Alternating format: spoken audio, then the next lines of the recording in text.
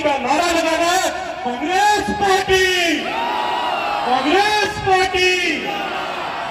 एक तरफ आरएसएस की विचारधारा है जो इस देश को बांटना जानती है, इस देश में हिंदू मुसलमान पर लड़ाना जानती है, वो आरएसएस की विचारधारा है।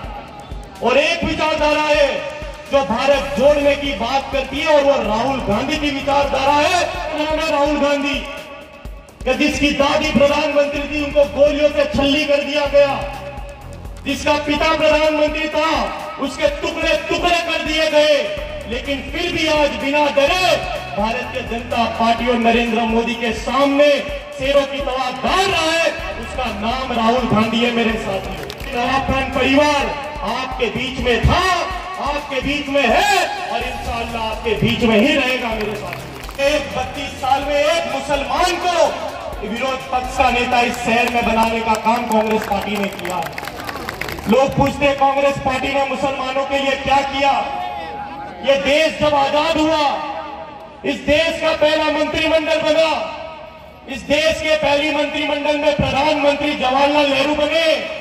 उस पहले मंत्रिमंडल में आजादी के बाद इस देश में यदि पहला शिक्षा मंत्री बनाया तो एक मुसलमान को, अबुल कलाम आजाद को कांग्रेस पार्टी ने शिक्षा मंत्री बनाया था। मेरे साथियों, यही सड़कों पर एनआरसी सीए के आंदोलन में जब हमारे 300 नौजवान जब जेल में 3 महीने तक मेरे साथ बंद थे, तो ये नवाब खान परिवार ने और हमारे एमएलए शैलेश भाई परमार ने कंधे से कंधा मिलाकर उन सभी नौजवानों को जेल से छुड़ाने का काम किया था। मेरे भाइयों, और लोग पूछते हैं कांग्रेस पार्टी ने मुसलमानों के लिए क्या किया। आज सबसे बड़ा उदाहरण हमारे बीच में इमरान भाई है। साथियों, एक विचारधारा का चुनाव है। एक तरफ आरएसएस की विचारधारा है जो इस देश को बांटना जानती है, इस देश में हिंदू मुसलमान पर लड़ाना जानती है, वो आरएसएस की विचारधारा है।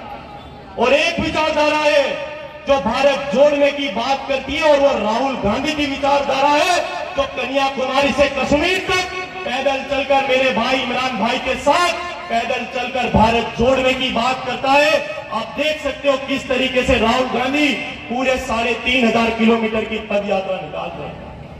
वो उस शख्स का नाम है राहुल गांधी, कि जिसकी दादी प्रधानमंत्री थी उनको गोलियों से छल्ली कर दिया गया, जिसका पिता प्रधानमंत्री था उसके टुकड़े टुकड़े कर दिए गए, लेकिन फिर भी आज बिना डरे भारतीय जनता पार्टी और नरेंद्र मोदी के सामने शेरों की तरह दौड़ रहा है। उसका नाम राहुल गांधी है। मेरे साथियों, आने वाली 5 तारीख को इस विधानसभा चुनाव में कांग्रेस पार्टी का परचम लहराना चाहिए, क्योंकि हम आपको झूठे वादे करने नहीं आए। आपके विस्तार का बेटा हूं, आपके विस्तार के एमएलए शैलेश भाई परमार है।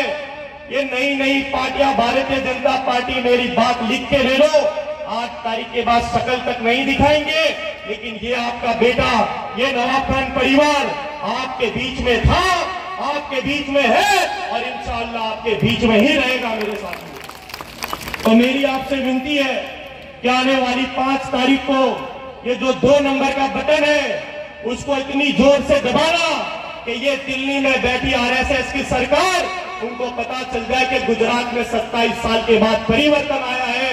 और उस परिवर्तन की शुरुआत जब 8 तारीख को रिजल्ट आएगा, जब 8 तारीख को मध्यरात्रि होगी, तो 182 विधानसभा में यदि सबसे जंगी विधानसभा में हम जीते तो ये शाह आलम दाढ़ी निमला विधानसभा होनी चाहिए। मेरे साथियों, ये हमारे नेता इमरान प्रताप गढ़ी जी के सामने दोनों हाथ ऊपर कर आपको वादा करना है, कांग्रेस पार्टी का नारा लगाना है, कांग्रेस पार्टी, कांग्रेस पार्टी। और हमें इमरान भाई को सुनना है तो कुछ ज्यादा बातें नहीं कहूंगा, बस अंतिम में यही बात कहूंगा कि नए नए लोग आके आप लोगों को बड़ी बड़ी बातें कर रहे हैं, तो उनके लिए एक शायरी बोलना चाहता हूं कि कोई इधर से भोंक रहा है, कोई उधर से भोंक रहा है, कोई इधर से भोंक रहा है, कोई उधर से भोंक रहा है, फिर भी बैठे मौन है।